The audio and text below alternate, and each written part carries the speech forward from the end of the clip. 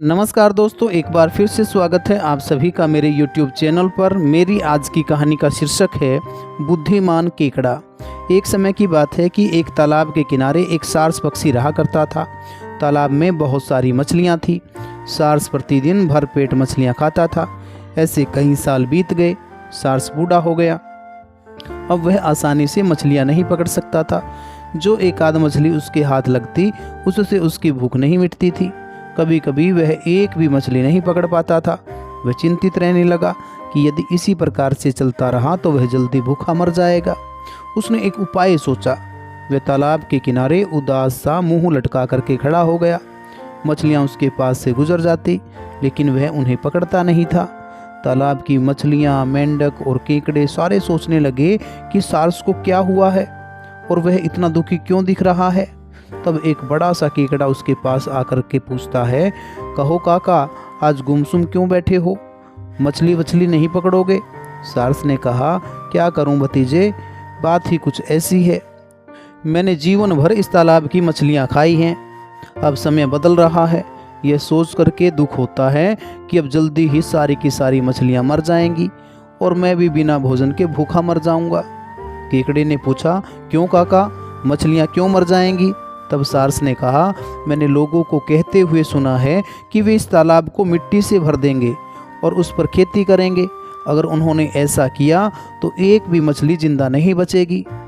जब मछलियों, केकड़ों और मेंढकों ने सारस की बात को सुना तो वे सब डर गए। वे सब मिलकर सारस के पास गए और कहने लगे कि काका, यह तो आपने बहुत बुरी खबर सुनाई है। अब इस मुसीबत से बचने का उपाय भी आपको ही बताना होगा। तब सारस ने कहा, मैं केवल एक पक्षी हूँ, मैं क्या कर सकता हूँ? फिर भी शायद मैं तुम लोगों की थोड़ी बहुत सहायता कर सकूँ। यहाँ से थोड़ी दूरी पर एक बहुत बड़ा और गहरा तालाब है। उसको ये लोग आसानी से पाट नहीं सकते। अगर तुम चाहो तो मैं तुम लोगों को वहाँ ले चलूँ। मछलियों ने कहा, काका, आपके सिवाय हमारा कौन है? हमें उसी तालाब में ले चलिए। सारस ने कहा, तुम सबको एक साथ ले जाना तो कठिन होगा, लेकिन मैं पूरा प्रयास करूंगा। मछलियों में झगड़ा होने लगा। हर एक मछली चाहती थी कि सबसे पहले वह जाए। सारस ने कहा, तुम सब धीरज रखो, मैं दो चार को ही अपनी चोंच में लेकर के उड़ सकता हूँ। तुम झगड़ा मत करो, मैं बारी बारी से सबको वहीं पहुँचा दूंगा। लेकिन अब मैं बूढ़ा हो गया हूँ, जल्दी थक जाता हूँ। एक बार वहाँ तक उड़ने के बाद मुझे थोड़ा आराम करना होगा। जल्दी ही सारस अपनी पहली यात्रा पर चल पड़ा। वह कुछ मछलियों को चोंच में दबा करके उड़ा, पर किसी दूसरे तालाब में ले जाने की बजाय वह उन्हें एक चट्टान पर ले गया। वहां उन मछलियों को मार मार करके चट कर गया। उसके बाद वह फिर वापस तालाब में पहुंचा। कुछ मछलियों को चोंच में फिर से दबाया और उड़ चला। भर पेट मछलियाँ खा करके सारस को नींद आ गई और वह सो गया। जब वह सो करके उठा, उसको फिर भूख लग गई।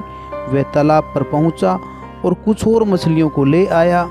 उनको भी वह उसी चट्टान पर ले गया और मार करके खा गया।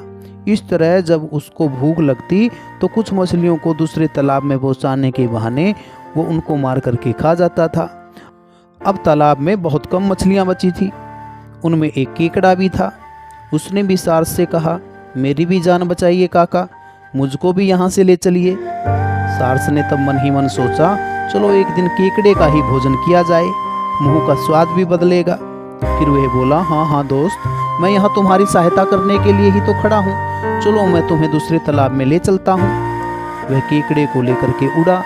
रास्ते में केकड़े को कहीं भी पानी दिखाई नहीं दिया। इतने में उसने देखा कि सारस आगे जाने की बजाय नीचे उतर रहा है। तब केकड़े ने पूछा, काका, यहाँ तो कोई तालाब नहीं है, फिर आप यहाँ क्यों उतर रहे हो? वह तालाब कहाँ है जहाँ आप सारी मछलियों को छोड़ करके आए थे? सारस ने हंस करके कहा, नीचे जो चट्टान देखते हो ना, मैं तुमको वहीं ले जा रहा हूँ। वहीं सारी मछलियों को भी ले गया था। केकड़े को चट्टान साफ साफ दिखाई दे रही थी। उस पर मछलियों की ढेरों हड्डियां बिखरी पड़ी थी। वह समझ गया कि सारस मछलियों को मार करके खा गया है और अब उसको भी मारने के इरादे से लाया है। अब केकड़े ने एक उपाय सोचा। उसने अपने संडासी जैसे पैरों के चंगुल में उसने सारस की पतली गर्दन को दबोच लिया।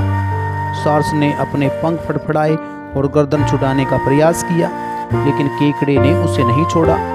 वह अपने नुकीले पैरों को उसकी गर्दन में चुभाता गया और यहाँ तक कि सार्स की गर्दन कट गई और वह जमीन पर गिर पड़ा। सार्स के कटे सिर को घसीटता हुआ केकड़ा उस तालाब तक आ पहुंचा जहां वह रहता था।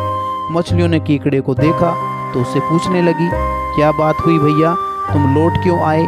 सार्स काका कहाँ गए? केकड़ा मुस्कुरा करके बोला, काका तो नहीं आए, हाँ उसका सिर आया है।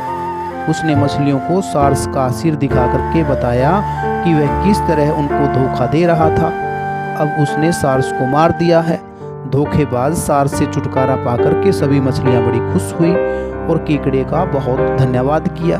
तो प्यारे बच्चों, इस कहानी से हमें शिक्षा मिलती है कि हमें विश्वास में लेकर के किसी को धोखा नहीं देना चाहिए। उम्मीद करता हूँ कि आपको मेरी ये कहानी अच्छी लगी होगी। अगर आपको मेरी ये कहानी अच्छी लगी हो तो इस कहानी को लाइक करना, शेयर करना और मेरे चैनल को सब्सक्राइब करना। Thank you.